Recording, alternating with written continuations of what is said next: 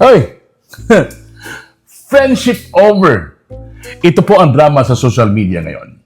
Alam nyo mga kaibigan, may kinalaman po ito sa pagkakanulo ng gobyernong PBBM kay dating Pangulong Rodrigo Roa Duterte noong March 11. At i-deliver siya sa International Criminal Court sa The Hague, Netherlands. Siyempre po, may kanya-kanyang pananaw at pinapanigan ang bawat isa tungkol sa mainit na isyong napapanahon.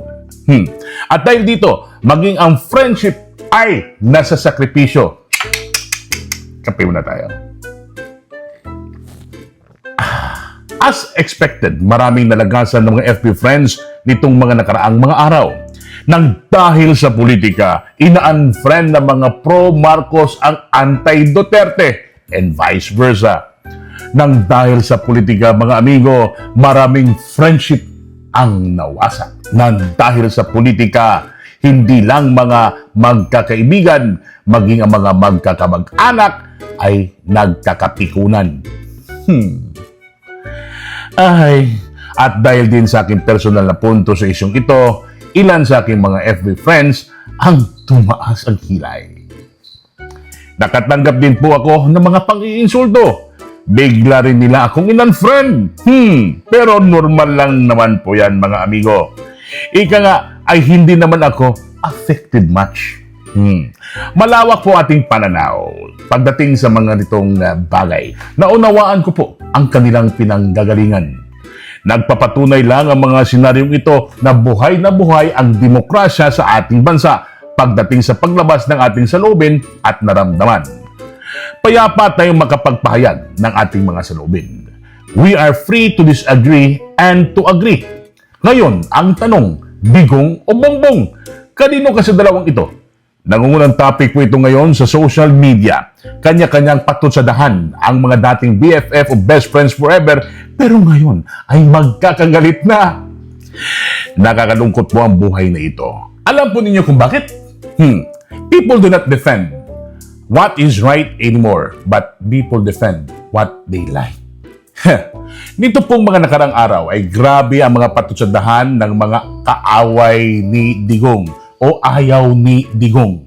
Nang gagalitin sila sa galit at humihiyaw naman sa tuwa. Ito ang isang paborito kong patutsada.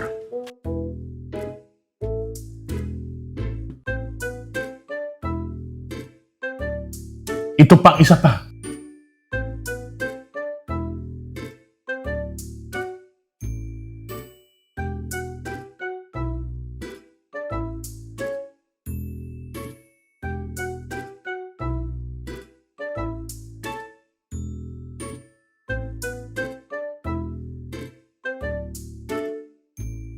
Pero teka lang po, wait lang ha.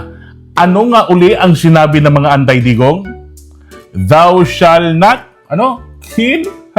Ang tanong ko lang po dito, is your God the same God who said, thou shall not steal? Thou shall not bear false witness? O baka iba yung Panginoon mo o pinapanginoon mo? Again. Ang mga patutsadang ito, again, nangangahulugan lang na buhay ang demokrasya sa bansa. Ang masaklap lang at ewan lang kung katanggap-tanggap po ba ang mga ito ay galing mismo sa bibig ng mga taong simbahan. And worst, galing pa mismo sa ating mga kaparian. Galit na galit sila kay Digong. Tila ba na tuwing magsasalita ka ng maganda para kay Digong, ay galit na galit sila. Father, brother, sister. Sandali lang po. May tinatawag po tayong sin of self-righteousness. Alam niyo po ba yan? O isang kasalanan ang pagiging magmatuwid sa sarili.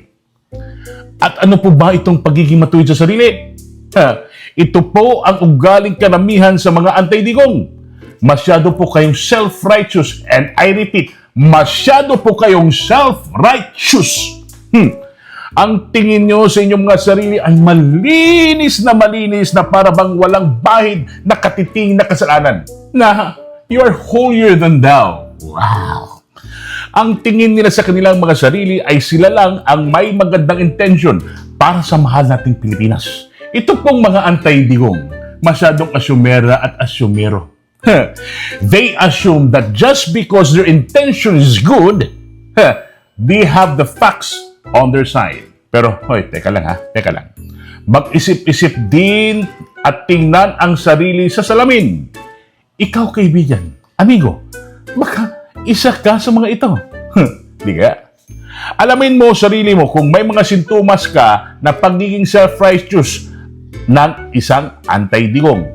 Ano ba ang mga ito? Unang sintomas, alamin natin.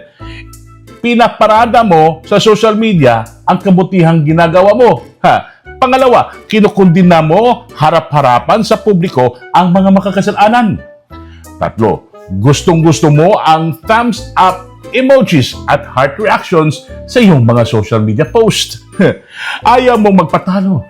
Hate na hate mo kapag itinatama ng iba ang iyong mga mali. At kung pumapasok ka sa argumento at pagtatalo ka, mamemersonal ka na. Wawayu. May ganun. Sa politika po, alam niyo mga amigo, bawal ang pikon. Ang napansin ko lang po sa ating mga man in Kazakhs, hindi lahat kaibigan ko tong mga karamihan dito, para bang laging high blood sila pag nagpo-post ka against digong. Oy, mga father, hindi na po ito panahon ni Padre Damaso na ginawang sunod-sunuran ang mga mananampalataya. Sa halip, dapat kayong manatiling isang conscience builder.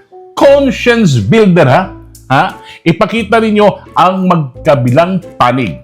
Hayaan ninyong mga mananampalataya na mamili ng landas nilang tatahakin. Huwag po ninyong ipamukha sa amin na because we support digong, we are no longer worthy of becoming Christians. Wow, nakakaya naman kayo. Ang perfect niyo naman. At para sa mga kaibigan din pro-digong, chill lang po tayo mga amigo. Kalma lang, kalma. Alam po nating sobrang bigat si dibdib na ating kinakarap ngayon. Pero dapat nating isipin na matutuwa ang mga anti-digong lalo na kapag tayo'y galit. Matutuwa sila kapag tayo ay nagwawala. Chill lang po tayo dahil baka sa susunod nilang hakbang, martial law na ang ating kakaharapin. Again, kalma lang po tayo. At sa mga anti-digong dyan, mabuhay kayo hanggat gusto nyo. Mabuhay kayo hanggang sa masilayan nyo ang pagdating na panahon kung ano talaga ang totoo. At PS, sa aking mga kaibigan na nag-unfriend at mag-unfriend pa sa akin, please take note. Friendship transcends beyond politics. Ano man inyong paniniwala, mahal ko pa rin kayo. Kaibigan ko pa rin kayo. Tandaan niyo yan. Love you, Mama Chup Chup. Ako naman, Nino Bonito Padilla, lumalaban para sa bayan. At yan ang punto ko.